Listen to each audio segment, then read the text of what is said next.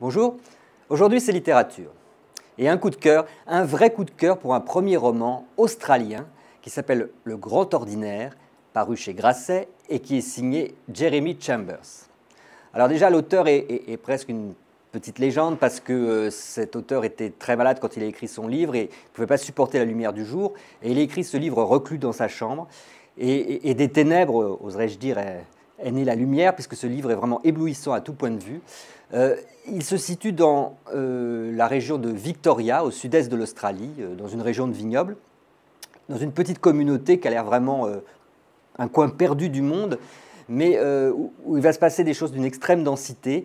Le héros est un saisonnier, la soixantaine, fatigué, il a été tondeur de moutons dans le temps, il a perdu sa femme, il a sombré dans l'alcool et puis il a été obligé d'arrêter pour des raisons de santé. Et donc il est un petit peu en dehors, il a ce regard sur cette communauté de saisonniers qui, le samedi soir, vont boire au pub, sont complètement ivres. Il y a une scène absolument géniale dans le livre, on voit ce pub où tout le monde est complètement hébété, on sent l'ambiance explosive, tout est prêt à sauter dans cet endroit, c'est assez invraisemblable. Et en fait, il se passe peu de choses au début. On voit le saisonnier travailler, échanger des dialogues laconiques avec ses camarades. Et puis un jour, il va recueillir chez lui une jeune femme dont le mari est un voyou qui est en prison. Il est allé en prison parce qu'il a battu sa femme. Il sort de prison et donc elle va s'abriter chez cet homme, chez ce héros, Smithy.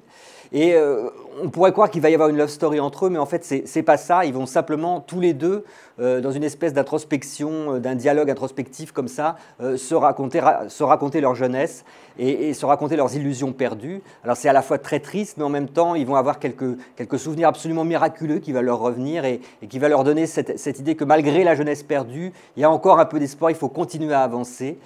Donc c'est vraiment un style très particulier parce qu'on passe du dialogue à l'introspection, à des descriptions très poétiques des paysages. Et au bout du livre, on a vraiment une énorme émotion hein, quand se termine l'ouvrage. C'est vraiment un livre le livre d'un humaniste et qu'on compare un peu à Faulkner, un peu à Beckett. C'est un peu un mélange des deux, c'est vrai. Donc vraiment, c'est une découverte assez incroyable et je vous recommande chaudement la lecture de cet ouvrage.